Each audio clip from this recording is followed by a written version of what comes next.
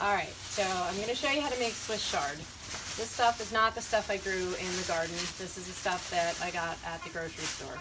So Swiss chard has leaves and it has stems. So the first thing you do, take it out of the package obviously, and you take it over and you wash it, because there is sometimes gritty stuff that shows up on it. Actually, what I'm going to do first is I'm going to pull up my hair because it's going to get in my way. So I'm going to do that, and then I will rinse off the Swiss chard. Wash my hands, but the reason you wash it off, like I said, is there's sometimes gritty or sandy stuff on there depending on what kind of soil it was grown in. So you rinse it off, bring the stems down. Don't worry if there's little spots on the leaves or anything. You can just pull those off if they don't look particularly appetizing right away.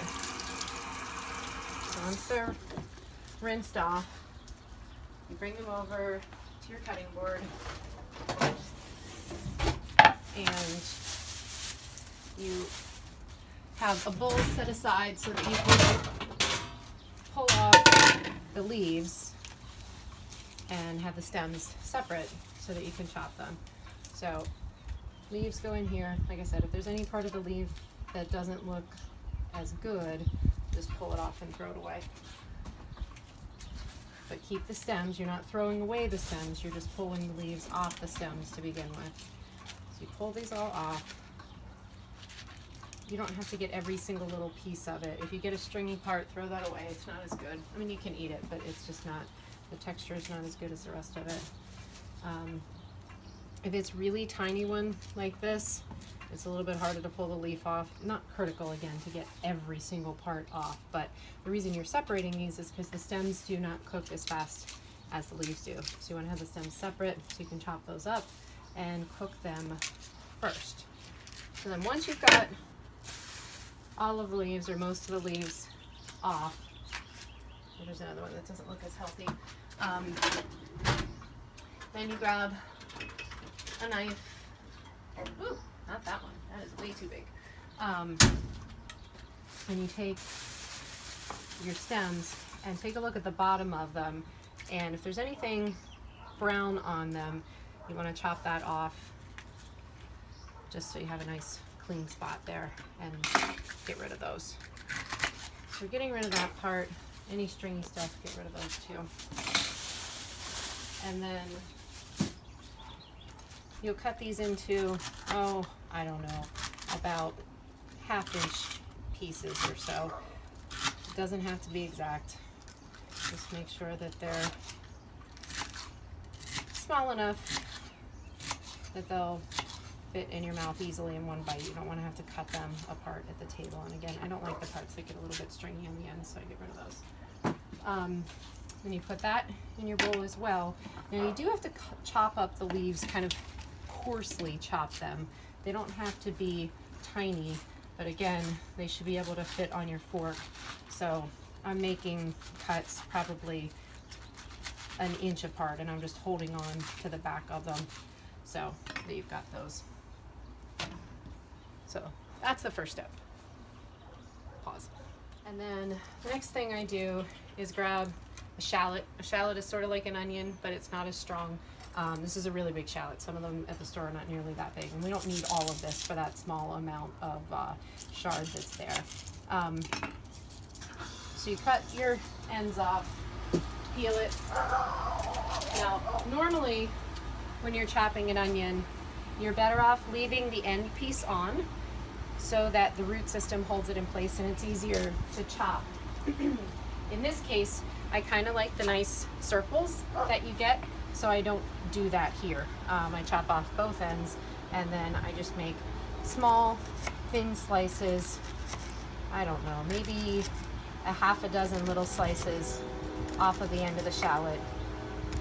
And you set those aside because those are going to go in the pan along with the small pieces of the stem.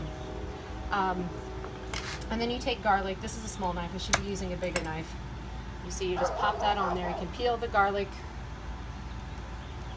from there, there's other ways to do this too. I've always found that it's easiest just to smash it like that, then it just pops right off. Instead of, if you don't smash it, then you sit here and you have to kind of peel pieces of it back.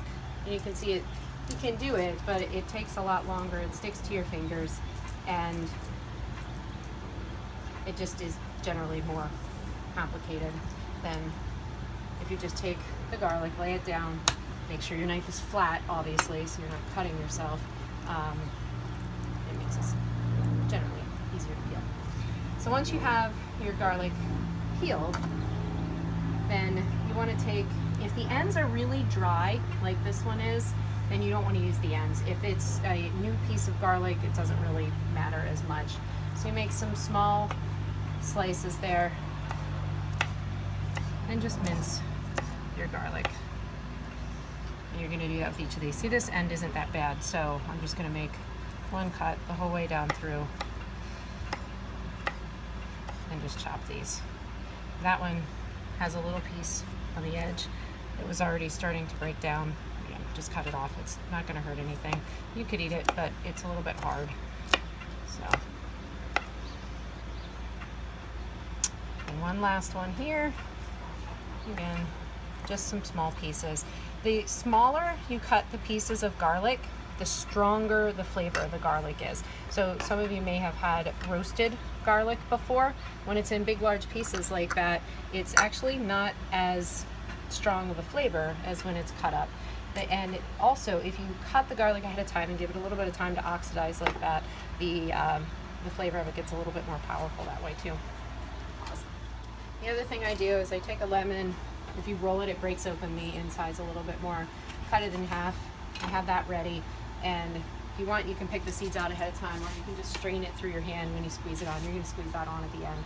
So now you've got your garlic ready. You've got your shallots ready. The only other piece that you have to get ready besides the chard is the Parmesan. Do not try to use sprinkled Parmesan cheese on there. That stuff is not even cheese. It has all kinds of other chemicals, preservatives, and everything in. Just get a block of Parmesan. It lasts forever.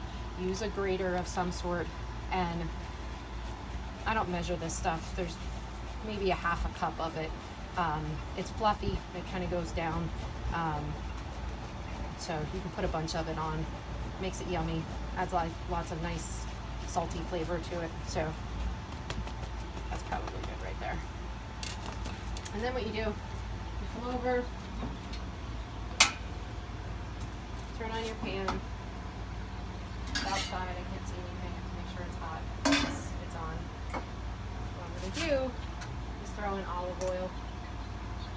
Let it start getting warm. I don't know how much I put in there. Probably a tablespoon, maybe a tablespoon and a half, 2 tablespoons.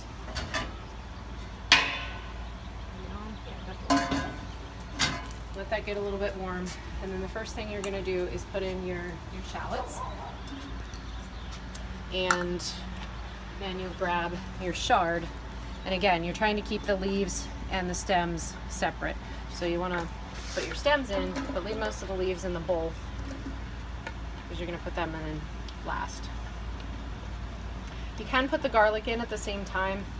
I generally like to wait just a little bit, because if the garlic gets overdone, it starts to get brown, it starts to get crunchy. It's not as good. So you let this cook for a couple minutes. Awesome. All right, so these are starting to sizzle a little bit here now. So I think we can throw in the garlic that we chopped up. Barely looks like enough garlic. That was like 3 cloves, 4 cloves of garlic.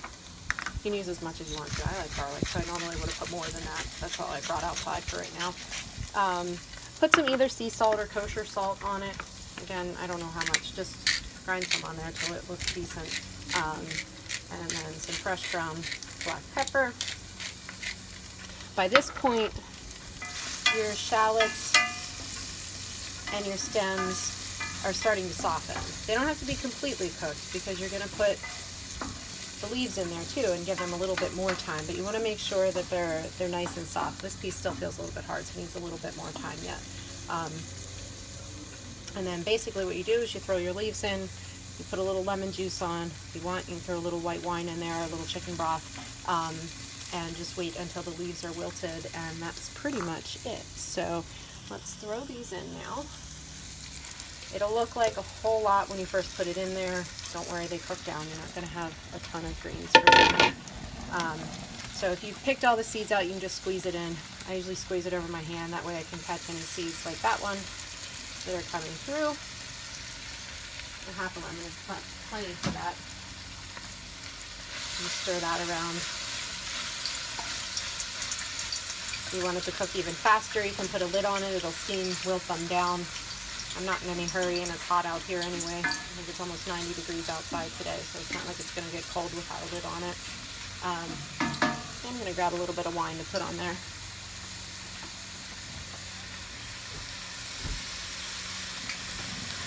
So, not a lot, maybe like a quarter cup or so.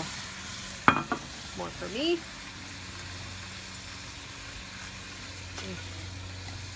That's lovely. This is it's Pinot Gris. It's a little bit sweet for this, but you can use anything that's white, dry.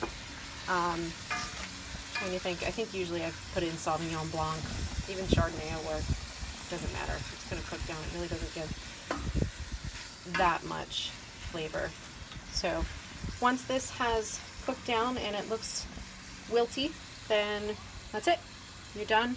You throw the grated Parmesan cheese on top and enjoy. And then once it's all nice and wilty, you pour it into your dish.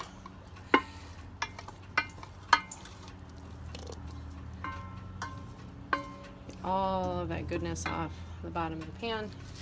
You can see how it cooks down here. And then on top, you throw all of that good Parmesan cheese and big bite. It's good.